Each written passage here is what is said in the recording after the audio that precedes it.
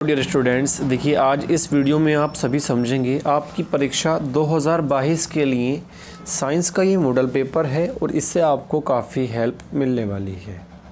ठीक है, तो जो आपका न्यू सिलेबस 2022 के लिए रह गया है, 70 नंबर का आपका क्वेश्चन पेपर आना होता है और देखिए प्रश्न उसमें किस तरीके से पूछे जाएंगे।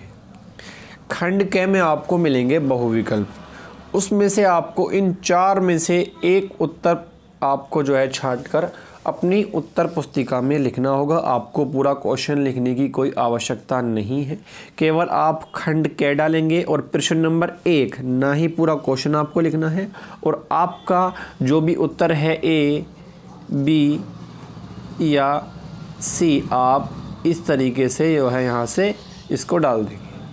ठीक, इस तरीके से आपके 1, 2, 3, 4 विकल्प आपके पूछे जाएंगे। एक एक नंबर में आप देख लीजिए।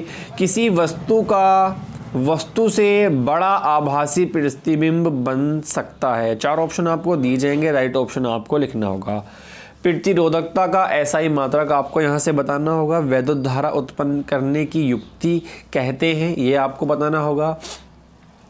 और नेक्स्ट है अभिनेत्र लेंस की फोकस दूरी में परिवर्तन किया जाता है, ये आपको यहाँ से बताना होगा, बहुविकल्प है। अब आते हैं प्रश्न संख्या 2 का क।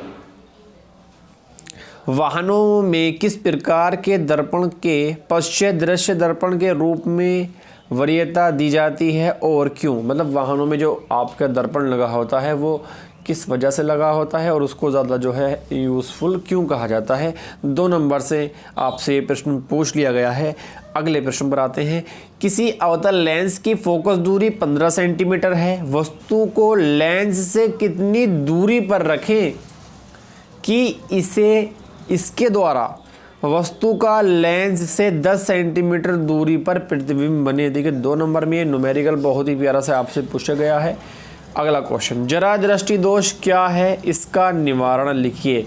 और हाँ, अगर आपने इस मॉडल पेपर को तैयार कर लिया है तो आप यकीन माने कि आप यहाँ से 55 नंबर के आप बिल्कुल ही बेहतरीन तरीके से आपको यहाँ से देखने को मिल जाएगा, क्योंकि ये बहुत ही कम सिलेबस आपका रह गया है और उसमें से ही ये छांट कर जो है यूपी बोर्ड ने मॉडल पेपर जारी किया है। अगला प्रश्न नंबर 3, 4 नंबर में ये प्रश्न है और काफ़ी इम्पोर्टेंट आपको जो है यहाँ से इसमें न्यूमेरिकल भी है और इसमें आपको जो है परिभाषा भी देनी है।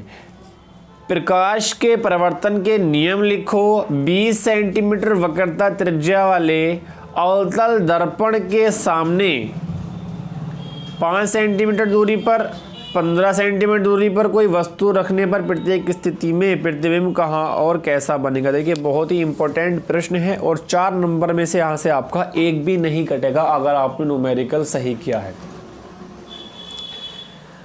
और अगर आप चाहते हैं कि आप न्यूमेरिकल ना करें तो आपको यहाँ पर और में भी एक प्रश्न मिल जाएगा। लेंस क्या है? प्रकाशित गुणों के आधार पर यह कितने प्रकार के होते हैं? उत्तर लेंस के प्रथम फोकस तथा लेंस के बीच पर स्थित वस्तु के प्रतिबिंब का बनना किरण आरेख खींचकर दर्शाइए। 4 नंबर में आपसे प्रश्न पूछा गया है, काफ़ी इम्पोर्टेंट है। आप अगर नंबर पूरे चाहते हैं तो न्यूमेरिकल करने की ज़्यादा कोशिश करें और अगर आपसे नहीं आते हैं तो हम आपके लिए तैयार हैं। आप कमेंट कीजिएगा, जिस चैप्टर में भी आपको दिक्कत आ रही है हम आपको बेहतरीन तरीके से सॉल्व कराने की पूरी कोशिश करेंगे। प्रश्न संख्या 6, किसी चालक का प्रतिरोध किन कारकों पर निर्भर करता है? दिए गए पदार्थ के किसी L लंबाई तथा A मोटाई के तार का प्रतिरोध 4 ओम है। इस पदार्थ के किसी अन्य तार का प्रतिरोध क्या होगा जिसकी लंबाई यानी 1/2 तथा मोटाई 2A है। बहुत ही बेहतरीन न्यूमेरिकल, काफ़ी इम्पोर्टेंट और अच्छा खासा जो होता है थोड़ा सा हार्ड, वो इसमें पूछा गया है 4 नंबर में। या अथवा वैद्युत विभवांतर की परिभाषा तथा मात्रक लिखिए और साथ ही साथ 10 ओम, 20 ओम तथा 30 ओम के प्रतिरोध यदि समांतर क्रम में या श्रेणी क्रम में जोड़ दिए जाएं तो समतुल्य प्रतिरोध की गणना कीजिए। 4 नंबर में आपसे पूछ लिया गया है। बहुत ही बेहतरीन मॉडल पेपर यूपी बोर्ड ने जारी किया है और काफ़ी जो अच्छी तैयारी करेंगे एक लेवल की वही छात्र इसको जो है कर पाएंगे। वैद्युत मोटर का नामांकित आरेख खींचकर सिद्धांत तथा कार्य विधि स्पष्ट कीजिए। 7 नंबर में आपसे प्रश्न पूछा गया है। काफ़ी इंपॉर्टेंट ये प्रश्न है और मुझे उम्मीद है कि ये 2022 में पूछा जाएगा। या अथवा में है, परिनालिका किसे कहते हैं? परिनालिका चुंबक की भांति कैसे व्यवहार करती है? किसी क्षण चुंबक की सहायता से वैद्युत धारावाही परिनालिका के उत्तर तथा दक्षिण ध्रुव का निर्धारण कैसे किया जाएगा? तो मुझे आपसे ये कहना होगा कि आप जो है इसमें आप वैद्युत मोटर ही सेलेक्ट करेंगे, क्योंकि ये तो काफ़ी हार्ड है और 7 नंबर में छोड़ के नहीं आना है, बहुत ही बेहतरीन तरीके से करके आना है। अब आते हैं केमिस्ट्री की ओर, यानी रसायन विज्ञान खंड ख।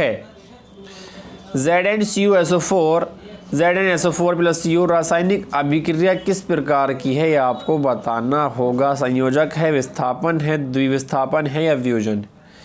बहुत ही बेहतरीन लाजवाब 1 नंबर का प्रश्न। अगला प्रश्न, जल की कठोरता को हटाने के लिए निम्न में से किसका उपयोग किया जाता है? देखिए 1 नंबर में आपसे फिर प्रश्न पूछ लिया गया है, निम्न में से किस यौगिक में OH का क्रियात्मक समूह है? बहुत ही बेहतरीन, काफ़ी इम्पोर्टेंट क्वेश्चन इसमें पूछ लिए गए हैं। प्रश्न संख्या 6 का क, रेडॉक्स अभिक्रिया से क्या अभिप्राय है? रासायनिक अभिक्रिया का उदाहरण देकर समझाइए। 2 नंबर में आपसे ये प्रश्न पूछा गया है और काफ़ी इम्पोर्टेंट ये प्रश्न है। ख है, बेकिंग सोडा बनाने की विधि तथा उपयोग लिखिए। 2 नंबर में बहुत ही बेहतरीन प्रश्न है। आधुनिक आवर्त नियम क्या है? आवर्त सारणी के किसी आवर्त में बाएं से दाएं जाने पर परमाणु त्रिज्या में क्या परिवर्तन होता है? देखिए बहुत ही इंपॉर्टेंट प्रश्न यहाँ से आधुनिक आवर्त सारणी से पूछा गया है और आप इसको तैयार करने में बिल्कुल भी देरी नहीं कीजिएगा। देखिए इम्पोर्टेंट ये मॉडल पेपर है और आप इसने तैयार कर लिया तो आपके नंबर पक्के। और जहाँ भी आपको दिक्कत है कमेंट कीजिए, हम आपको कराने के लिए बिल्कुल तैयार है। निम्नलिखित IUPAC में नाम लिखिए। IUPAC आपसे 2 नंबर में पूछी गई है, बहुत ही इम्पोर्टेंट है। अगला प्रश्न, संक्षारण किसे कहते हैं? धातुओं की संक्षारण रोकने की 2 विधियां 2 नंबर में आपसे पूछ ली गई हैं। अगला प्रश्न है 7 नंबर में, ये आपको टिप्पणियां लिखनी होंगी यहाँ से। कार्बनिक यौगिक में प्रतिस्थापन अभिक्रिया या साबुन की सफाई प्रक्रिया या इन 3 को करना है, समझातीय श्रेणी। इसके अलावा जो आपको ये नीचे प्रश्न गए हैं ये हैं अथवा में, तो आपको जो आपसे हों बिल्कुल अच्छे तरीके से आप उनको ही करने की कोशिश कीजिएगा। अगले प्रश्न की ओर बढ़ते हुए, ये 7 प्रश्न 1-1 नंबर के थे। आते हैं बायोलॉजी की ओर, खंड ग। निम्न में से कौन मानव में मादा जनन तंत्र का भाग नहीं है? 1 नंबर में। जीवाश्म ऊर्जा का स्रोत 1 नंबर में। पवन चक्कियों का उपयोग किन कार्यों को करने में किया जाता है? होता है, ठीक है। वह पदार्थ जो जैविक प्रक्रम द्वारा अपघटित हो जाते हैं। बहुत ही बेहतरीन। प्रश्न संख्या 10 का क 2 नंबर में आपसे पूछा गया है। स्वपोषी पोषण के लिए आवश्यक परिस्थितियां कौन सी हैं और उसके उप उत्पाद क्या हैं? 2 नंबर में आपसे पूछा गया है। पुष्प के बीजांड का स्वच्छ नामांकित चित्र बनाइए, आपसे 2 नंबर में पूछा गया है। अगला प्रश्न, जैव निम्न करणीय पदार्थ पर्यावरण को किस प्रकार प्रभावित करता है? 2 नंबर में आपसे ये पूछ लिया गया है और इनको आप तैयार भी कीजिएगा। देखिए काफ़ी इंपॉर्टेंट ये मॉडल पेपर है। अगली ओर 4 नंबर का एक प्रश्न, बहुत ही बेहतरीन लाजवाब। कायिक प्रावधान क्या है? उदाहरण सहित वर्णन कीजिए। 4 नंबर में। मादा जनन तंत्र का स्वच्छ नामांकित चित्र बनाइए तथा इसका संक्षिप्त वर्णन कीजिए। 4 नंबर में, मतलब दोनों में से ऊपर वाला करें या नीचे वाला कर दें। बहुत ही बेहतरीन ये प्रश्न है और आप इनको तैयार करें बिल्कुल अच्छे तरीके से। लिंग गुणसूत्र किसे कहते हैं? मानव में लिंग निर्धारण की प्रक्रिया को समझाइए। 4 नंबर में आपसे प्रश्न पूछा गया है। जीवाश्म क्या है? वह वह जैव विकास प्रक्रम के विषय में क्या दर्शाते हैं। दोनों में से आपको एक प्रश्न करना होगा। मानव, अब देख लीजिएगा यहाँ से 7 नंबर का प्रश्न दोबारा आ गया है। एक, मानव पाचन तंत्र का नामांकित चित्र बनाकर आमाशय तथा क्षुद्रांत में होने वाली पाचन क्रिया का वर्णन कीजिए। 7 नंबर में आपसे प्रश्न पूछ लिया गया है। बड़ा ही लाजवाब बेमिसाल प्रश्न है, तो आप इसको करने में बिल्कुल भी देरी नहीं कीजिएगा। अगला प्रश्न, पादपों में परिवहन से आप क्या समझते हैं। पौधे में जल, भोजन तथा अन्य पदार्थ के स्थानांतरण को स्पष्ट कीजिए। 7 नंबर में आपसे ये प्रश्न पूछा गया है, तो मैं उम्मीद करूंगा कि पूरा का पूरा मॉडल पेपर आपको समझ आ गया होगा। और इसको अगर आप डाउनलोड करना चाहते हैं तो हमारा टेलीग्राम ग्रुप ज्वाइन कर लीजिए। टेलीग्राम की जो आपको लिंक है वो डिस्क्रिप्शन में मिल जाएगी। और अगर मेरे छोटे भाई बहनों को वीडियो पसंद आई हो तो चैनल को सब्सक्राइब और वीडियो को लाइक ज़रूर कीजिएगा।